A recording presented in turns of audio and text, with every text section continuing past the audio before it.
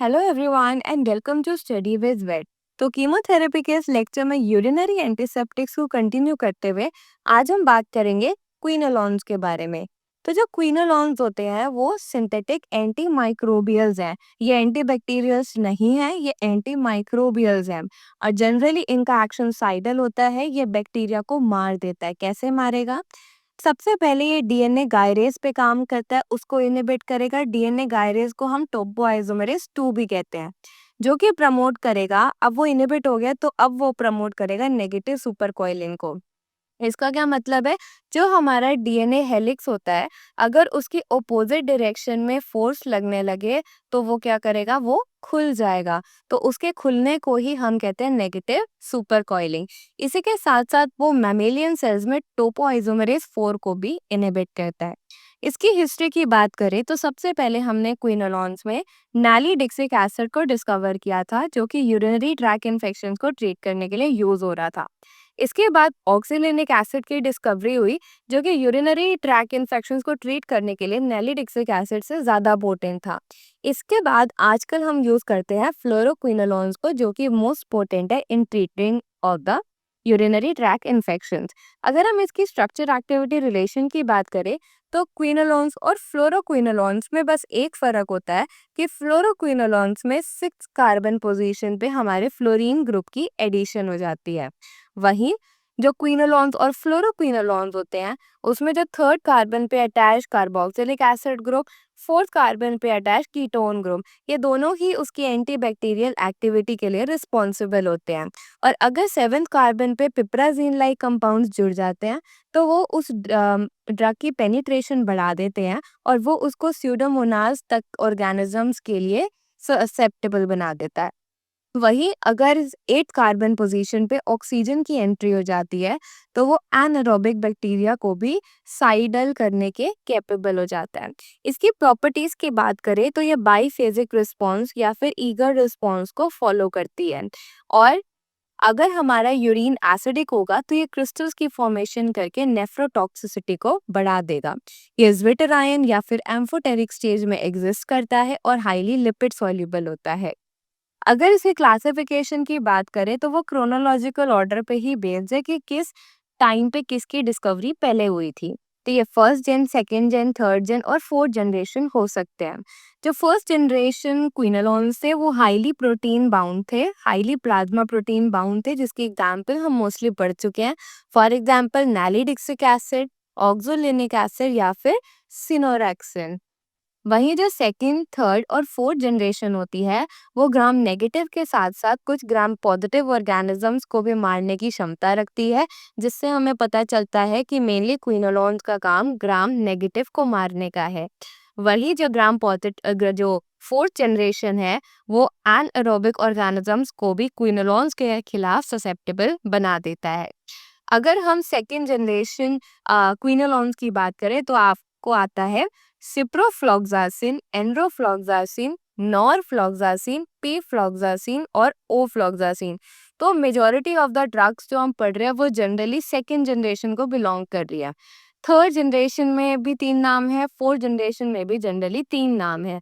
आप ऐसे याद रख सकते हो कि फोर्थ जनरेशन में जो भी है वो जी से शुरू हो रहा है। जेमिफ्लॉक्सासिन, गेटिफ्लॉक्सासिन और अगर ये फोर्थ जनरेशन है तो फोर्थ का मतलब होता है टेट्रा। तो इसमें ट्रोवा ट्रोवा टेट्रा से आप याद कर लो ट्रोवा, तो ये हो गया ट्रोवाफ्लॉक्सासिन।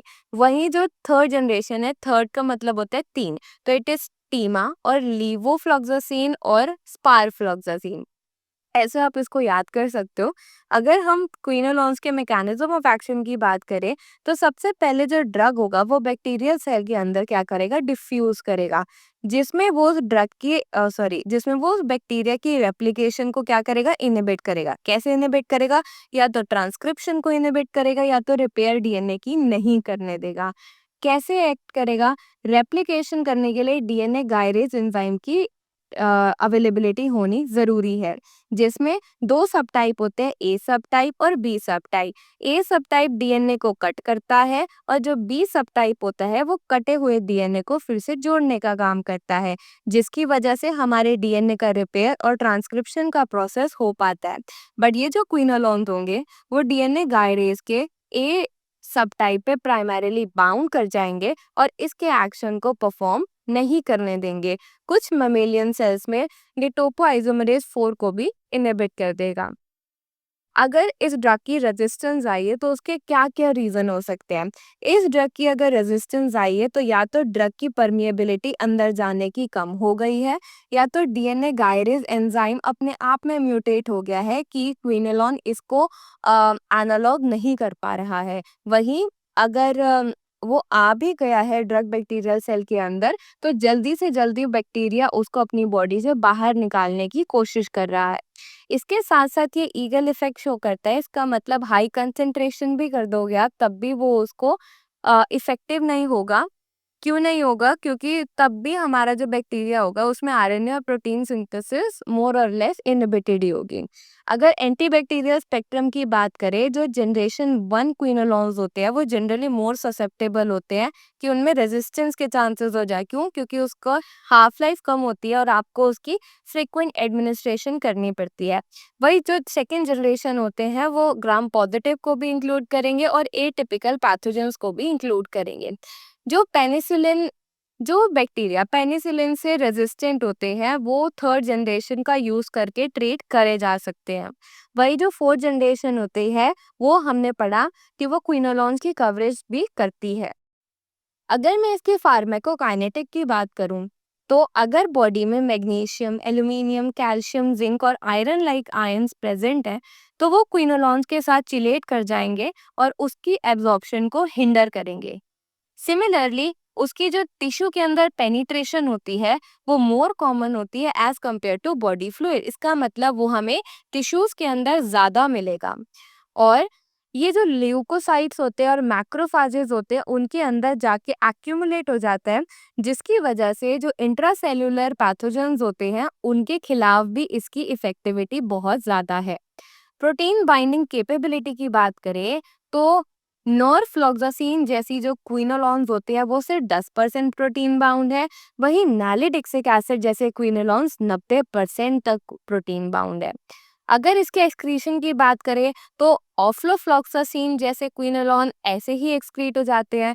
सिप्रोफ्लॉक्सासिन कुछ मेटाबोलाइज होके निकलेगा। वहीं जो पी फ्लॉक्सासिन होता है वो कंप्लीटली मेटाबोलाइज होकर बाहर निकलेगा। जो लैक्टेटिंग एनिमल्स होते हैं उनके मिल्क में क्विनोलॉन्स के ट्रेसेस पाए जाते हैं, तो ऐसे लैक्टेटिंग एनिमल्स में विड्रॉल पीरियड का आना बहुत ज्यादा जरूरी हो जाता है। अगर हम इसके साइड इफेक्ट्स की बात करें तो जनरली आर्थ्रोपैथी सीन होती है इन केस ऑफ हॉर्सेस और in case of young animals, या फिर जो लार्ज ब्रीड होती है डॉग्स की उनमें। क्यों? क्योंकि उसमें जो मैग्नीशियम आयन होते हैं वो चिलेट कर देते हैं इस ड्रग के साथ और वो कार्टिलेज में फंस जाते हैं, जिसकी वजह से आर्थ्रोपैथी हो जाता है। जो न्यू पप्स होते हैं उसमें कार्टिलेज डिफॉर्मिटी होती है, जो हमने पढ़ ली क्यों होती है, क्योंकि उसमें चिलेशन हो जाती है और कार्टिलेज डिफॉर्म हो जाता है।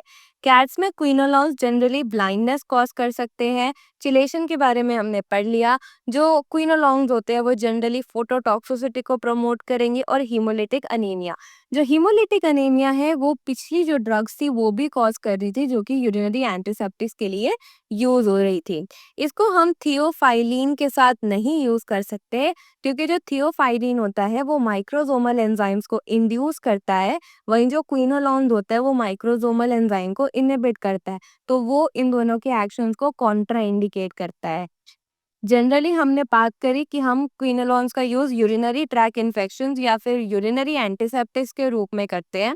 जो एनफ्लॉक्सासिन होता है अगर वो बॉडी में एडमिनिस्टर हुआ है तो वो 25% तक सिप्रोफ्लॉक्सासिन में चेंज हो जाएगा, और जो बाकी कंपाउंड होगा वो ऐसे ही एनफ्लॉक्सासिन के फॉर्म में ही बाहर चला जाएगा।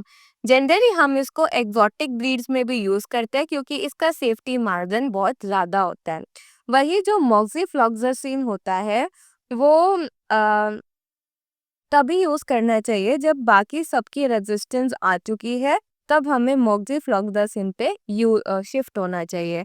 तो दिस वाज अबाउट द क्विनोलॉन्स, और इसके साथ साथ हमारी यूरिनरी एंटीसेप्टिक की क्लासेस खत्म होती है।